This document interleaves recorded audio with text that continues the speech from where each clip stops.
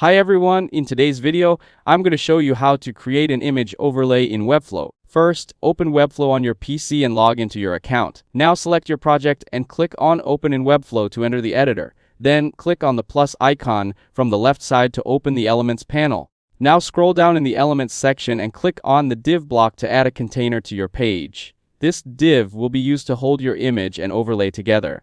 After adding it, go to the right side and adjust layout, spacing, size, and typography to properly set the container structure and control how it looks on the page. Then click on position and set it to absolute so this div can sit on top of the image and act as an overlay layer. Make sure it is placed correctly over the image area so it fully covers it. You can also set the background color for this div and reduce the opacity to create a semi-transparent overlay effect.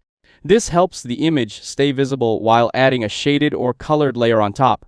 If this video helped you, make sure to like the video and subscribe to the channel. Thanks for watching, and I'll see you in the next video.